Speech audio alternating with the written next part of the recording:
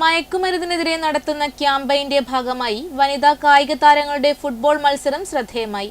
തൃക്കരിപ്പൂർ റോട്ടറിയും സംസ്ഥാന എക്സൈസ് വകുപ്പും കാസർഗോഡ് ജില്ലാ വിമുക്തി മിഷനും തൃക്കരിപ്പൂർ ഡ്രീംസ് ഗേൾസ് ഫുട്ബോൾ അക്കാദമിയും ചേർന്നാണ് മത്സരം സംഘടിപ്പിച്ചത്.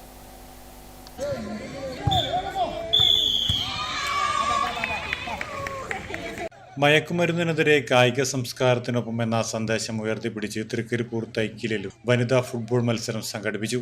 സന്ദീപ് വാര്യർ MLA ഉദ്ഘാടനം നിർവഹിച്ചു. ടീമിന്റെ കോച്ചായി ഇൻസ്പയറിംഗ് ആയിട്ടുള്ള മൂവിയാണ് കാണണം.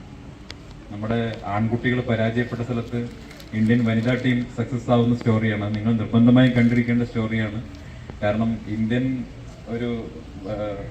ഫുട്ബോൾ ടീം, ഒരു male football team world cup കളിച്ച് വരുമോ എന്ന് എനിക്ക് പ്രഡിക്റ്റ് ചെയ്യാൻ പറ്റില്ല. അതിനു മുമ്പ് നിങ്ങളൊക്കെ വേൾഡ് കപ്പ് കളിച്ച്, വനിതാ വേൾഡ് കപ്പ് കളിച്ച് ഇന്ത്യക്ക് കപ്പ് കൊണ്ടുവരുന്നൊരു സാഹചര്യം ഉണ്ടാക്കണം. നിങ്ങൾ വിചാരിച്ചാൽ സാധിക്കും. കാരണം ഇപ്പോൾ ഇവിടുന്ന് ഒരു കുട്ടി പോർച്ചുഗലിൽ പോയി എന്ന് പറയുന്നു അല്ലേ? എനിക്ക് ആ കുട്ടിയുടെ പേരറിയില്ലായിരുന്നു. പേരറിഞ്ഞിരുന്നെങ്കിൽ തീർച്ചയായിട്ടും അന്ന് നിയമസഭയിലെ പ്രസംഗത്തിൽ ആ കുട്ടിയുടെ പേര് കൂടി ഞാൻ പറയുമായിരുന്നു. ഞാൻ റാഫിയുടെയും സുരേഷിൻ്റെയൊക്കെ പേര് പറഞ്ഞു. അവരെനിക്ക് നേരിട്ട് അറിയുന്നത് കൊണ്ട് അവരുടെ പേര് ഞാൻ പറഞ്ഞു. പക്ഷെ എനിക്ക് അറിയാത്ത ഒരുപാട് ഫുട്ബോൾ കളിക്കാരുള്ള സ്ഥലമാണ് Trikaripur. Rotary president advocate TV Madhusudanan ചടങ്ങിൽ അധ്യക്ഷത വഹിച്ചു. Vimukthi mission Kasaragod coordinator KM Sneha ലഹരി വിരുദ്ധ പ്രതിജ്ഞ ചൊല്ലിക്കൊടുത്തു.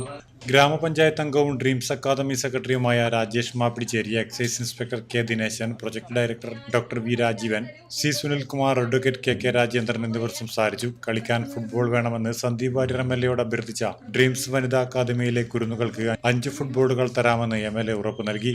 വനിതാ ഫുട്ബോൾ മത്സര വിജയികൾക്ക് rotary club president advocate TV Madhusudanan സമ്മാനദാനം നിർവഹിച്ചു. Network news Trikaripur.